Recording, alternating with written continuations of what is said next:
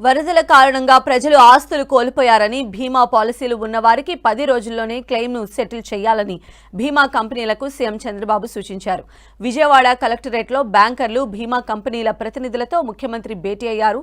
నిబంధనలు సరళతరం చేసి ప్రజలకు రుణాలు ఇవ్వాలని, ఇచ్చిన రుణాలను రీషెడ్యూల్ చేయాలని కోరారు.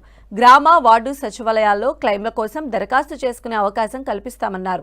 వరదల్లో దెబ్బతిన్న వాహనాలకు త్వరితగతిన బీమా ఇచ్చే విషయమై ఆయా సంస్థల ప్రతినిధులతో సీఎం చర్చించారు. ఒకటి, వ్యాపారం చేసిన వాళ్ళందరూ కూడా చిన్న చిన్న వ్యాపారాలు కానీ లేకుంటే చిన్న చిన్న ఎంఎస్ఎంఈ యూనిట్స్ పెట్టుకొని ఇంట్లోనే మ్యానుఫ్యాక్చరింగ్ అవన్నీ చేస్తున్నారు. ఇందులో ఇంకొక పక్కన వెహికల్స్ 2 వీలర్ 3 వీలర్ 4 వీలర్ ఈ వెహికల్స్ అన్నీ ఉన్నాయి. ఆ ఏరియాలో మొత్తం వెహికల్స్ అన్నీ సబ్మెర్జ్ అయ్యాయి. కొన్ని వెహికల్స్ కొట్టుకొని పోయినాయి. కొన్ని వెహికల్స్ అయితే చాలా వరకు పాడైపోయే పరిస్థితికి వచ్చాయి. అన్నిటి కూడా కొన్నిటికి ఇన్సూరెన్స్ ఉంది, కొన్నిటికి ఇన్సూరెన్స్ లేదు. అవన్నీ అనలైజ్ చేయమన్నాం. అనలైజ్ చేసి 2 కేటగిరీస్ కింద ఒకటి ఇన్సూరెన్స్ అంతా ఇప్పించడం. దీనికి 10 days టైం బౌండ్ ప్రోగ్రాం పెట్టుకున్నాం. వైఎస్ఆర్ కాంగ్రెస్ పార్టీని చూస్తున్నాం. ప్రజలు అసహించుకునే పరిస్థితికి వచ్చారు. వీళ్ళని ఇంకా రావాల్సిన అవసరం ఉంది.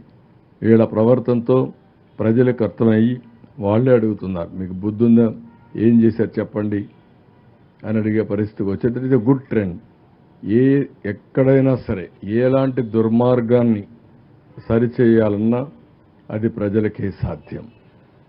ప్రజలు మీరు కరెక్ట్గా ఆలోచించి నిర్మోహమాటంగా మీరు వ్యవహరించగలిగితే, మంచిని మంచిని చెప్పగలిగితే, చెడుని ఖండించగలిగితే ఆటోమేటిక్గా మంచి చేసేవాళ్ళ సంఖ్య పెరుగుతుంది, చెడు చేసేవాళ్ళ సంఖ్య తగ్గుతుంది.